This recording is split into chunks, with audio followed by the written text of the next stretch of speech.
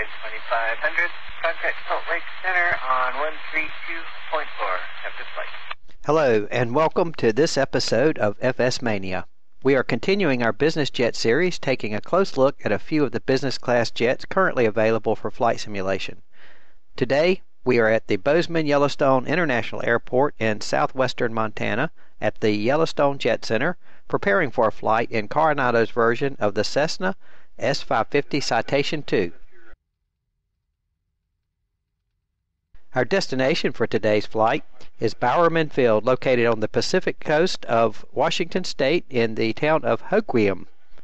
Bowerman Field, identifier Kilo Hotel Quebec Mike, is coastal Washington's only jet-capable airport. It covers an area of 145 acres at an elevation of 18 feet above sea level.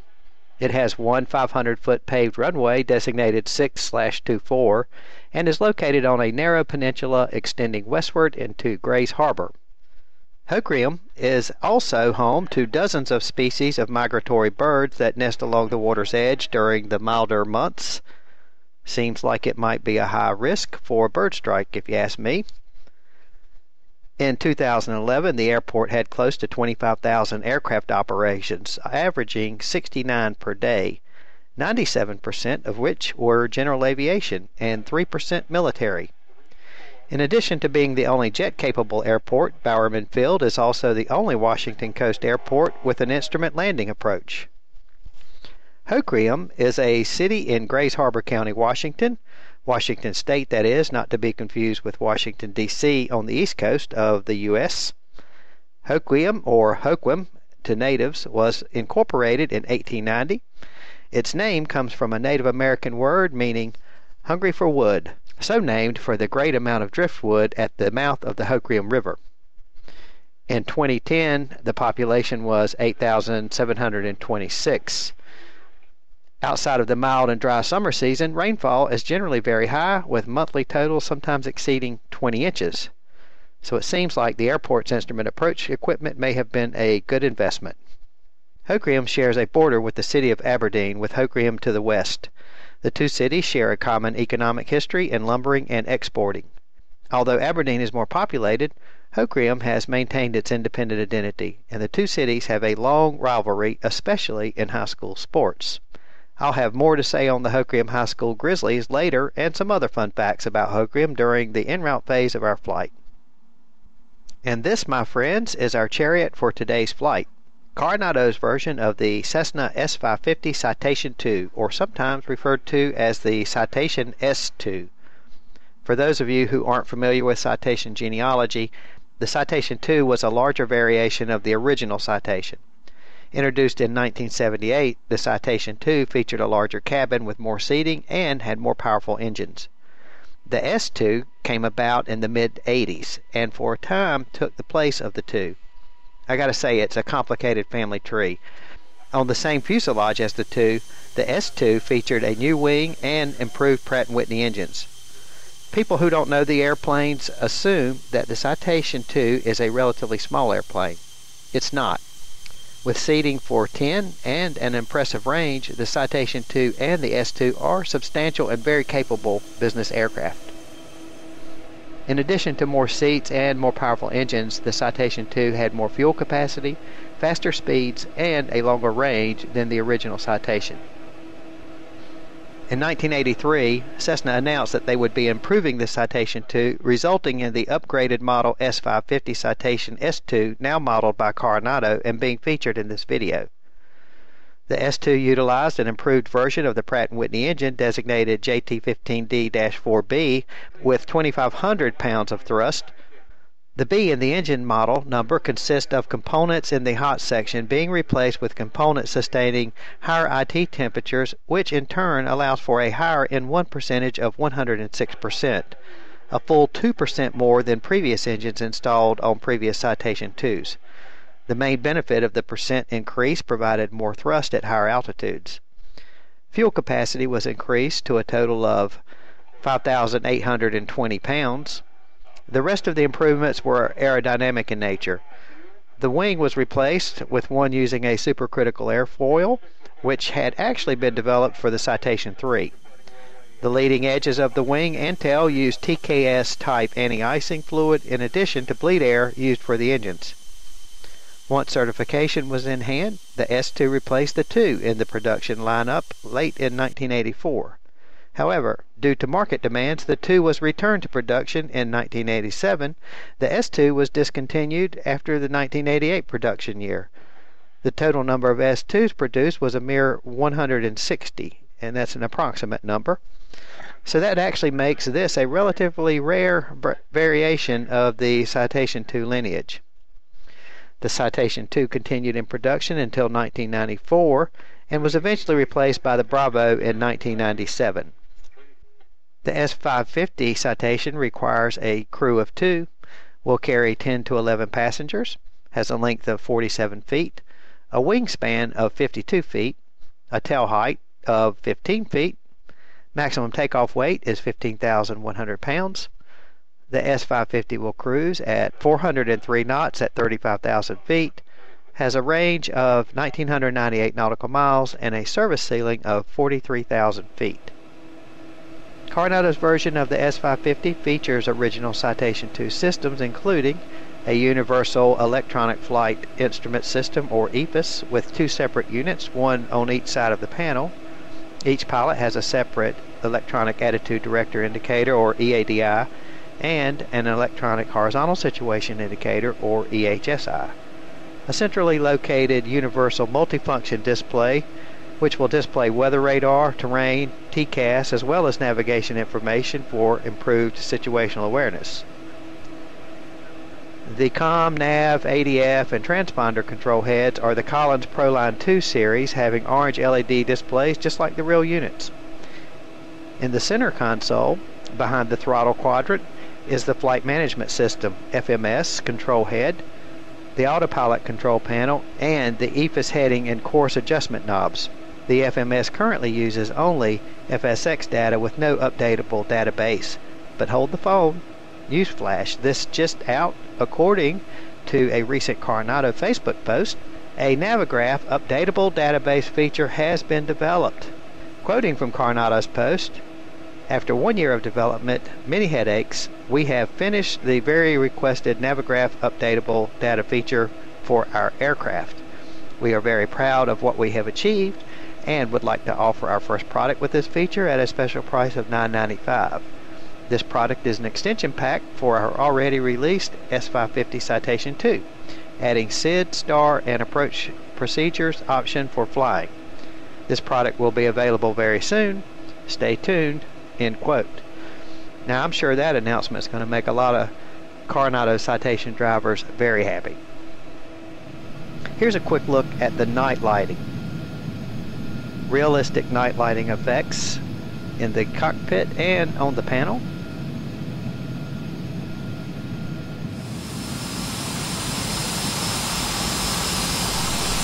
Exterior lighting includes wingtip strobes, navigation lights, recognition lights on the wingtips, rotating beacon red light on top of the vertical stabilizer.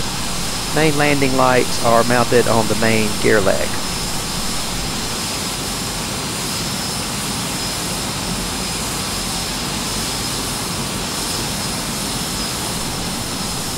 All in all, I'd say Carenado did a superb job, as usual, with the visual model of this aircraft. The flying characteristics, in the opinion of someone who's never flown a Citation, seem to me to be an honest and accurate representation of what I'd expect from a jet of this size. I think a better FMS with an updatable database and the capability to fly SID, STARS, and approach procedures will be a welcome addition to this plane. My number one complaint about this and every other Carenado aircraft in my hangar is a lack of thorough documentation on the aircraft systems and avionics. So, enough of the chit-chat. What say we hop in this old girl and take her up for a spin? Well, hopefully not a spin per se. How about hop in, buckle up, and let's go flying. So, hello and welcome aboard FS Mania's flight from Bozeman to Bowerman. Bozeman, Montana to Bowerman, Washington State. Bowerman Field is located in the little town of Hoquiam. Hoquiam, if you're a local, and we're sitting in the cockpit now here in the S550 Citation 2. Very complex panel. As you can see, there's a lot going on here, a lot to do.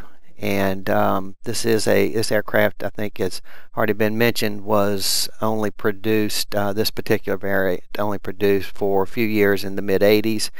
Only 160 of them actually produced.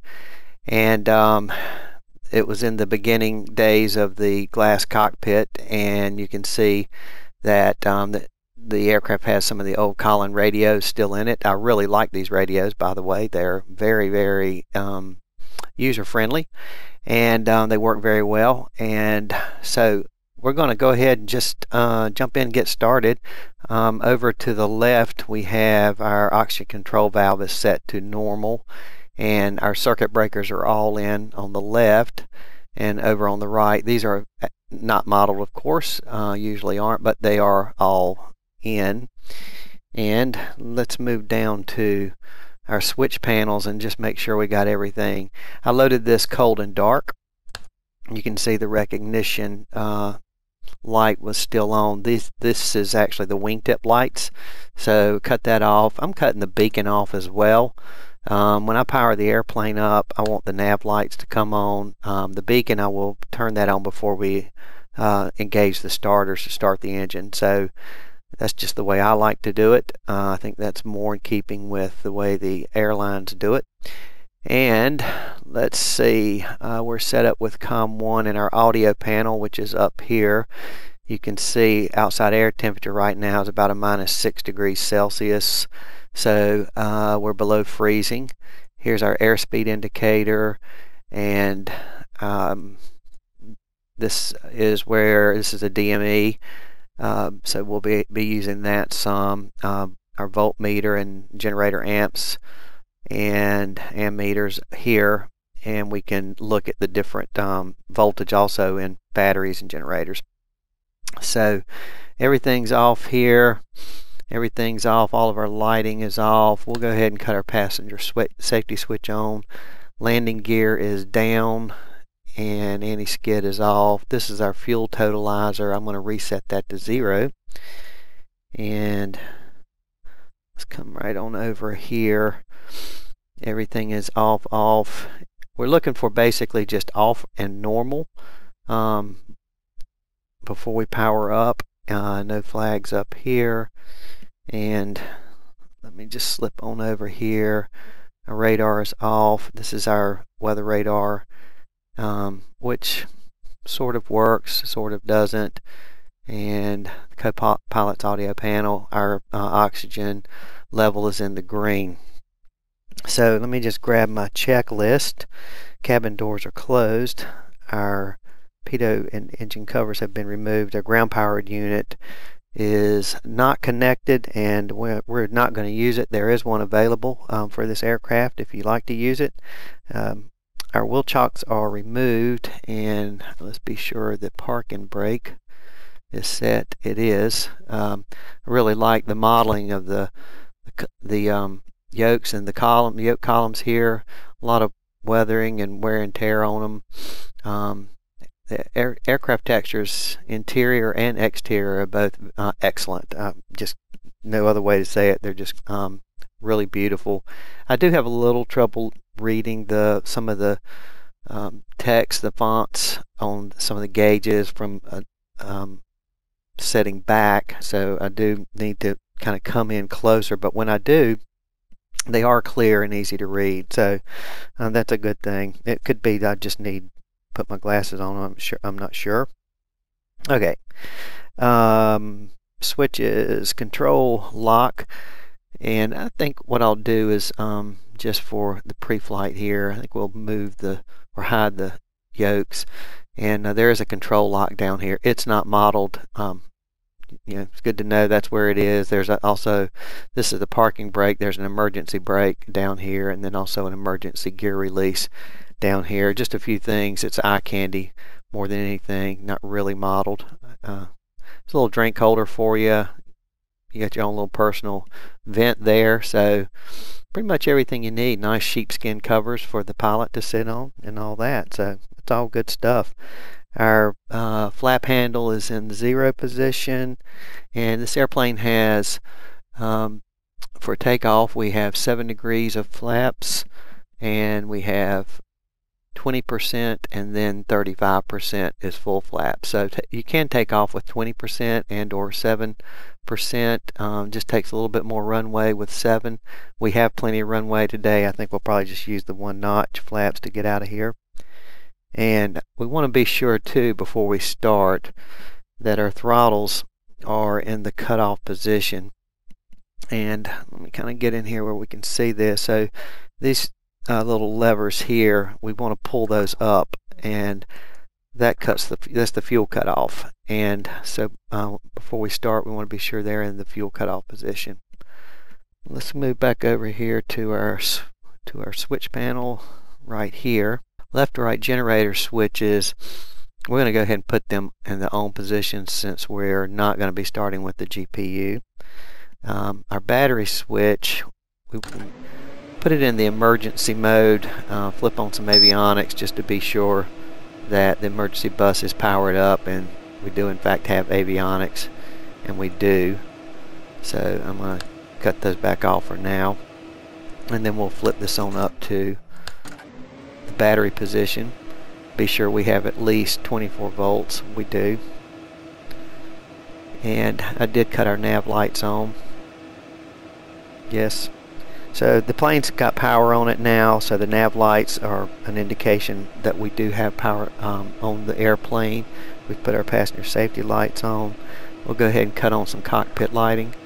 So we have several of those, left, right, and center, and then we can also cut up the this one that lights up all of the markings. So it's really good. It's really good interior lighting, in my opinion. There's some tests that we can perform on this airplane, and there's a rotary knob over here. So let me back us up just a little bit. The first test is the fire test. So when we flip it over to the 1, we can see that the indications that the engine fire indicators have lit. And then the next test, I believe, is that's our landing gear horn, pretty sure. Yeah, and that's the silencer right there. And then this test is here, and I forget exactly without going down here and looking. Our battery temperature. Okay, battery temperature test. And the stick shaker, actually I want to unhide the yoke for this one, at least one of them. And you'll see it shake the stick. There it is, and then it'll push it forward, which would push our nose down. So that's how that's supposed to work. And then the next test is that one is the windshield ice. The one straight down is, oh, I know what it is. It is the thrust reversers. Should see those come on right up here. There's 6 lights, so they're working. Okay, so that's our windshield. That's our overspeed. And then anti-skid, I've not seen any indications that that's actually working. And that's our annunciator test. Everything's lit up, so rotary knob test complete. And we can scoot in here and just see that we have no flags on our engine instrumentation. Here's our N1 tapes, and we have ITT, fuel flow, fuel quantity, oil temperature, and oil pressure, one tape for each engine. These gauges are a little hard to see from an angle.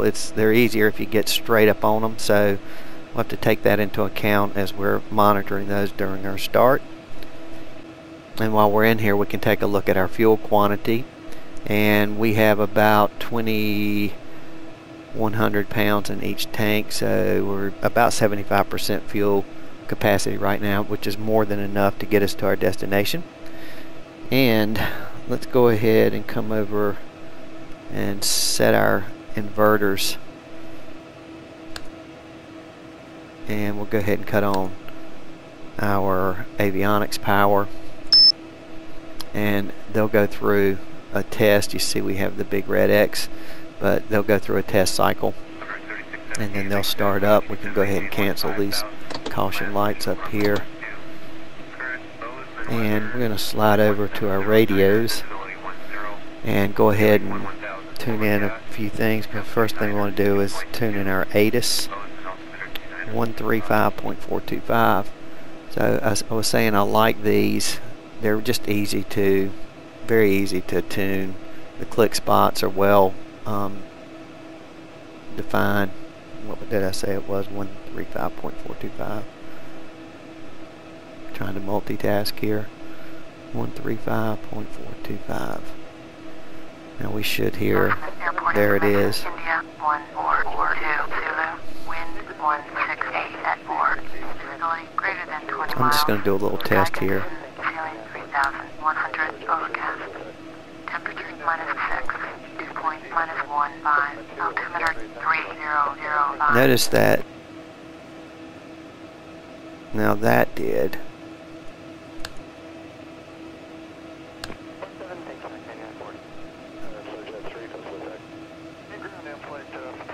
That's interesting. Let's see that. Yep, there it is. Okay, I was thinking this audio panel might not be working, but it seems to be, so the problem is probably more me. Sky conditions, ceiling 3,100 overcast. Temperature -6. Dew point -15.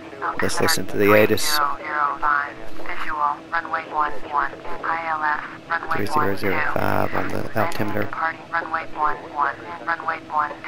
Using runway All 12. aircraft ready to enter the flight. All aircraft read back hold short instructions. Advise controller on initial contact unit India. India Bozeman is the Airport information. India 1442 Zulu. Okay, Wind 168 we at can 4. dispense of her Greater than 20 miles. right Sky now. conditions, ceiling And let's go ahead and put in our other frequencies that we'll be needing. Let's see, one of them actually is ground, so we'll just use this 128.8. And that's who we're going to use to call the tower. I'm sorry, to call clearance 128.8, and then the tower frequency is 118.2. So we'll set them in the top radio. Just a little, on a side note, the antenna for the top comm radio is located on the top of the vertical fin. And for COM 2 it's located on the underside of the fuselage. So this is a good one to use on the ground. This is a good one to use when airborne. So we'll put our departure control in there. Big sky departure is 118.975. So we'll go ahead and plug in 118.975.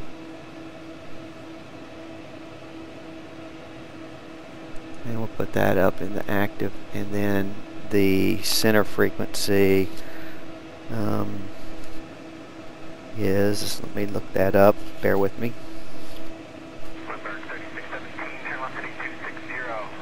12395. So we'll go ahead and get that in standby. That way we'll have our radios here set up.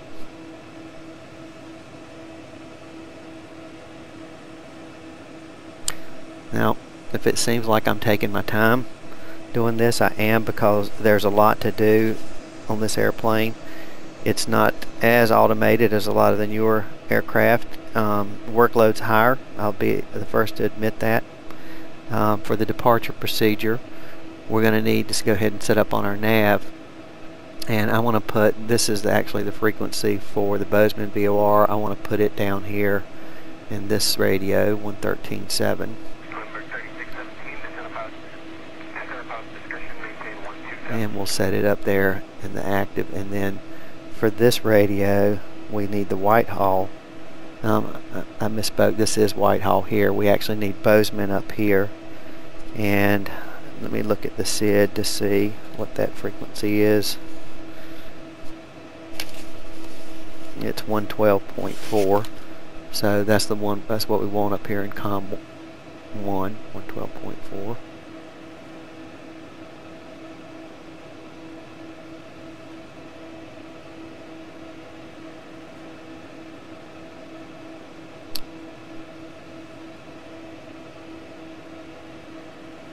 Okay, and let's put that in the active. There we go. Now I want to, at the same time, let's see if I can do this. I want to go ahead over here on our EHSI. We've got VOR1, which is Bozeman. For our SID, we need to intercept the 223 radial off of that. Right now we're set on 340, so we need to change that to 223. So let's swing that over there. Get 223. That'll be our intercept.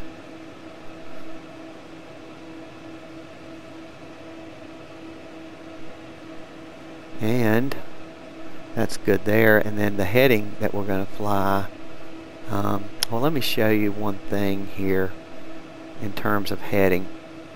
As you see, we have a heading bug right here, and I can sync the heading just by pushing this heading knob down here, and I can turn it around. There's no digital readout, but we can put this in an arc mode rather than the 360 mode. The only thing is we need to do it from the 2D panel, so bear with me. I'm going to bring that up. I think it's shift, it's not shift 2, maybe it's shift 3. Nope, that's our autopilot. Shift 4. Yeah, there we go. So that's the 2D version of that panel, and there's a click spot right here. And you notice when I click that, now I've got an arc.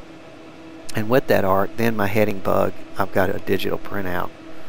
So let's get rid of that, and I'm now going to use the heading bug to set our heading up to our initial heading, which was 255, I believe.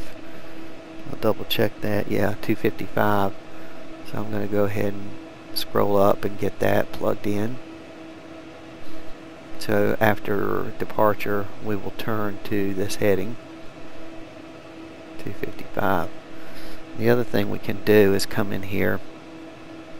Right now we're set on a range of, well, this is a 2.5 mile ring.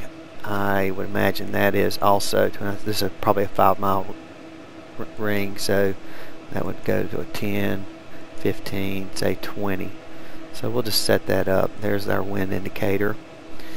And I think we're getting close to having that what we want. We're set up on VOR1 for our nav source. We can change that using this up and down arrow to the GPS, the VOR2, and we're going to be doing that some.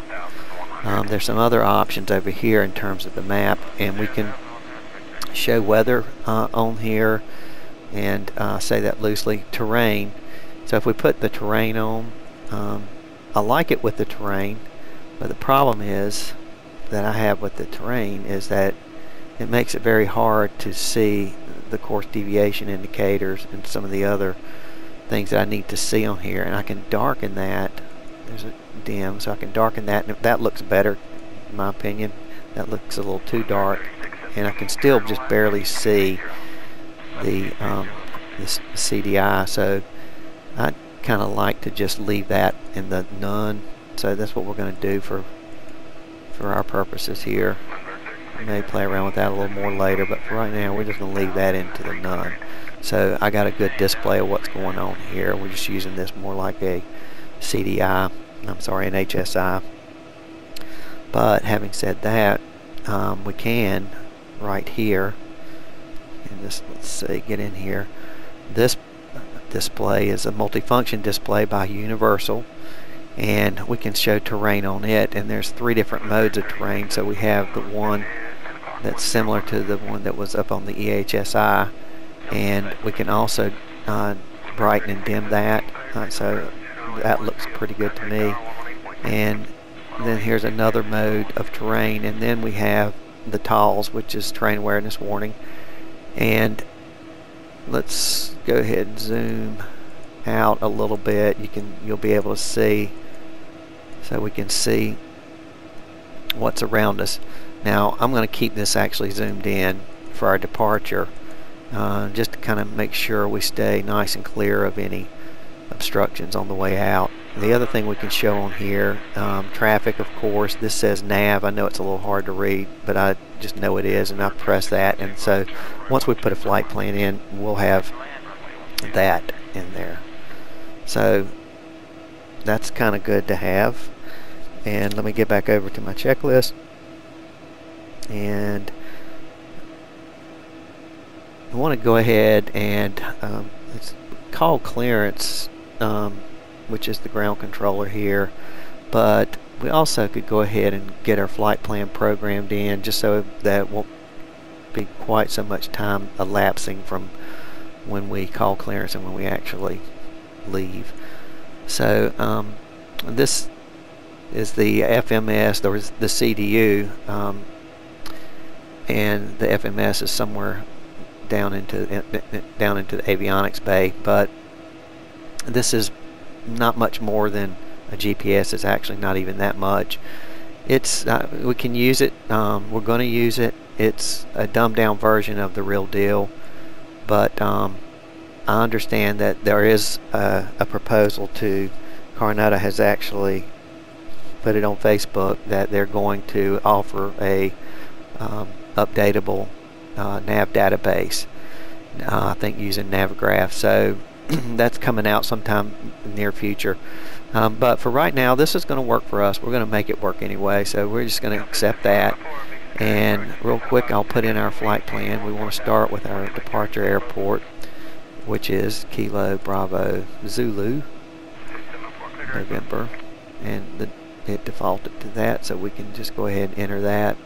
And then our first waypoint is Hotel India Alpha, which is the Whitehall VOR. We're going to click there, and since there's several of them, there's a little process we go through. We got to get a cursor active. We can press in the number 1. We need to enter it, and then we can return, and you can see it's in there.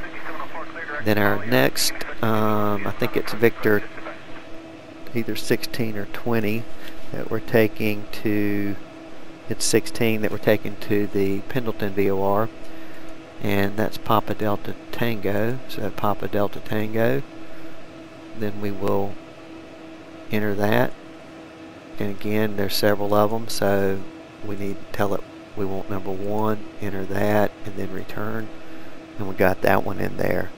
And then the next we'll be going Victor, it's not Victor, I'm sorry, I misspoke, it's the jet route, J20 to Yakima VOR, and that is, let's get our flashing cursor there, that is Yankee Kilo Mike, and we'll enter that. Again, there's several, so we got to tell it we want the first one, enter it, return. Now we've got that one in there. And then there's an intersection called Ratty, and it's Romeo Alpha Delta Delta Yankee, and we'll enter, and there's only one of those, so we didn't have to go through that other process. And then the last waypoint en route will be the Olympia VOR, and that's Oscar Lima Mike, so we'll enter that. There's several, so we tell it number 1 and enter, and then return, and we have that. And then finally we can put in our destination. So get the cursor, we go Kilo Hotel Quebec Mike Hoquiam. That's Hoquiam. I've been practicing saying Hoquiam. It's an Indian name, Hoquiam, and I hear the locals call it Hoquiam. So let's enter that, and that's in there.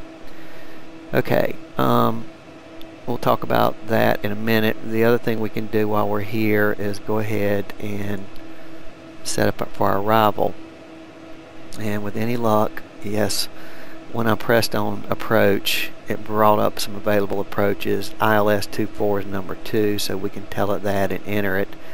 Gives me a list of transitions. The SUPI is the transition that we want, so number 4, and enter that, and we have that now in there. If we go back and look at our flight plan string, you can see all of our waypoints are in there. Let's go to the next page, and the only thing is that you can see that it's taking us from the Olympia VOR to the airport, Bowerman Field, and then back to the initial approach fix SUPI. And we don't want to do that. But if I erase this out of here, I lose every bit of this, and I wish it weren't that way. I should just be able to delete just that waypoint, but I don't seem to be able to do that. So what will happen is when we get to here, we'll just fly direct. We have a direct to key over here that we can fly direct to SUPI. I just need to remember to do that, so hopefully I'll remember to do that. And so let's see, next page, 3 or 4. Yep, that's all of our, and then the last page is the summary. And there's some fuel pages here. I really haven't looked at them that close to see. It does look like it's got a pretty accurate quantity for our fuel in terms of pounds. And maybe if I have time, we'll look at some of that stuff en route. There's like 5 pages. There's nothing that you can change in these pages. They're for advisory only. And basically, same thing goes true, holds true for the. Let's go back to previous. For here, these altitudes, the VNAV function really doesn't do anything. And I think even in the real unit, it's more of an advisory. It might tell you where top of descent is, but it doesn't command the autopilot to begin a descent or anything. I could go ahead and modify these to, we're going to be flying today at flight level 320. So I could go ahead and modify them, and it will accept it, and it looks good to have the right altitudes in there, so we'll just put them in there. But they really have no bearing at all on this particular unit that Carenado modeled. So I think the term is it's dumbed down, but it will take our flight plan and it will sequence the waypoints for us, and that's better than nothing, so we're going to use that. We'll go ahead and cut this flight director off while I'm looking at it. And let me go back and check my checklist.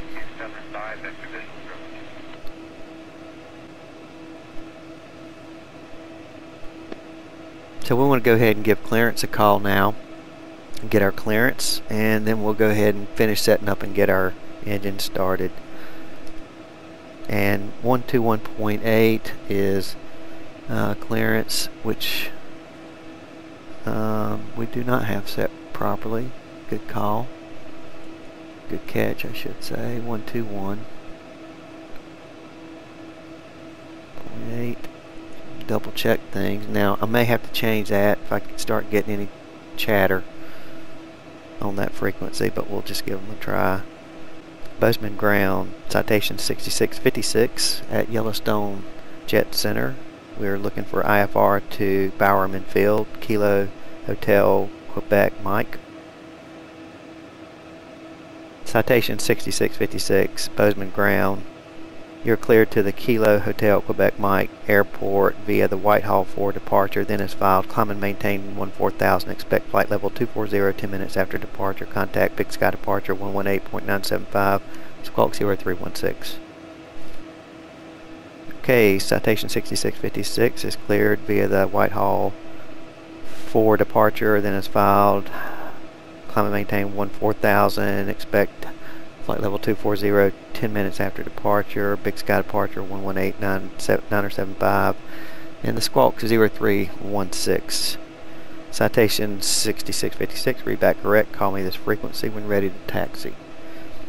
Citation 6656. So our transponder is here, and there's only two settings on here. It's either going to be on or off, so forget standby and on and out altitude. We're just going to have to just cut it on and pretend like it's in the right place. And this will not do anything for you in terms of trying to tune it. Basically just hold your mouse up here and tune it here. 0316 was our squawk code, and we'll just pretend like it's in standby, and we're ready to get our engine going. So I want to go ahead and come on with our beacon, and kind of need to get yourself in a position Let's see which one is going to be the best position for me. I'm going to say I need to be able to see the N1 gauge right here. I need to, let's hide this yoke again. I need to be able to see the starter switch over here. Oh, this should work okay. So we're going to start with engine number 2. And we can see our N1 begins to rise. When it gets about 9%, we're going to add the fuel. And then everything else is pretty straightforward. There's our 9. There's our fuel.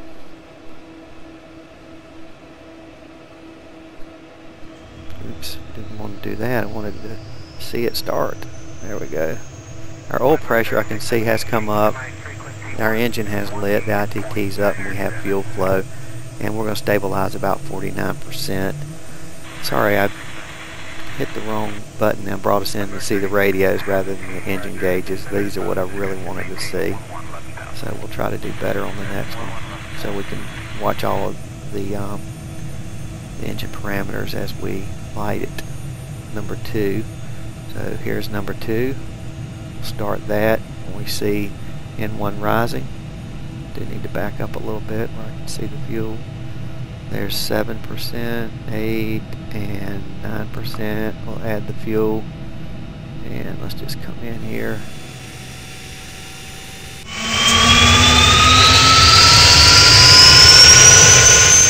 I've got oil pressures coming up. There's my light. Let's just make sure it comes back down. It does. And we're stabilizing there. So, 2 good lights. And now we have already got our generators cut on. I do see that they're both putting out amperage, so we're good on those. And we want to come on with our anti-skid, which is right here. And that got rid of one of our light on our caution panel. And we need to come over here to the right, and then we'll start over here and kind of work back and check a few of these items over here on the co-pilot side. So we've got a battery temperature gauge that we can check. We also got, of course, we've already looked at our oxygen pressure. Our gyro pressure is definitely, we've got plenty of pressure, suction, I should say, not pressure on that.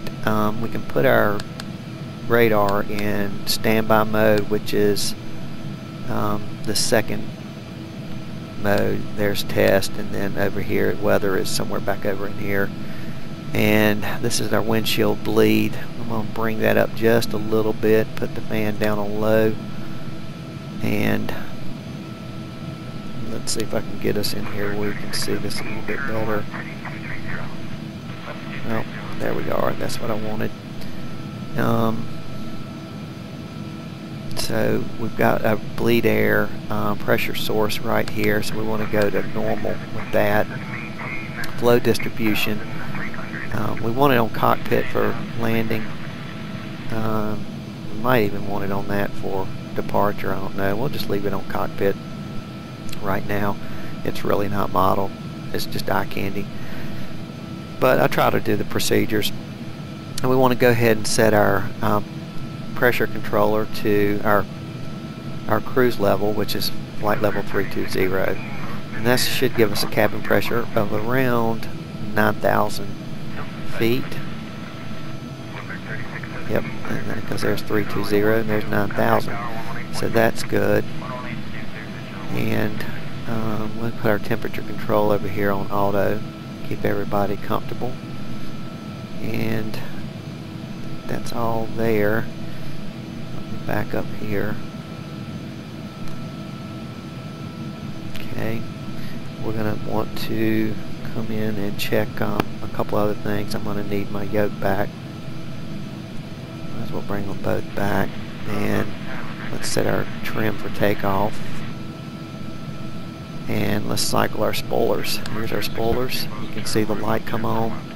We can look out of the window and see them too if you kind of crane your neck around. There's a go around button on both sides of the throttle power control here, so I have not really seen that works, so but I haven't really needed it either, so I don't know if it does.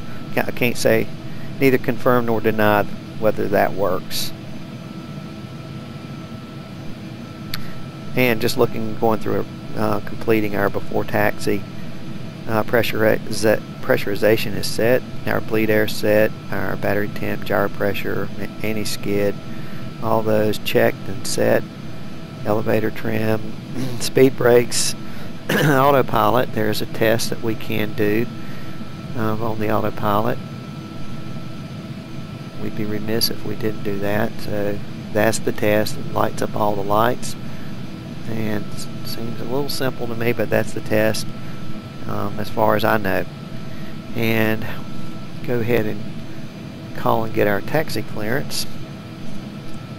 Bozeman ground, citation 6656 at Yellowstone Jet. We are ready to taxi. We have India.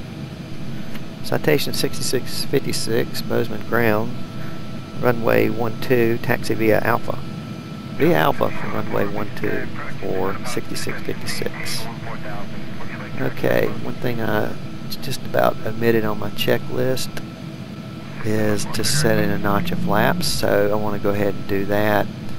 And in terms of lighting, let's get over here. We've got landing lights which are on the gear, and we also have recognition lights which are on the wingtips. We'll just use them both. The strobes are the anti-collision lights right here, so we'll put those on before takeoff. But we're ready to taxi out for departure now. Brakes off. Say goodbye to Yellowstone Jet Center in Bozeman, Montana. Enjoyed our stay here.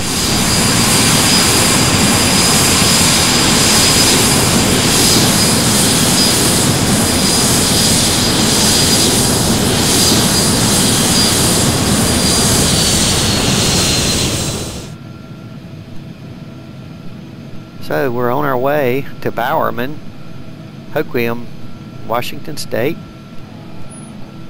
in our sweet little S550 Carenado, citation 2, S550 citation 2, and I'm really enjoying flying this airplane. There's a lot to do. There's a lot of work.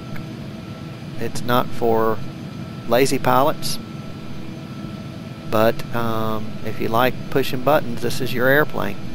Lots of buttons to push here. Pretty impressive instrument panel.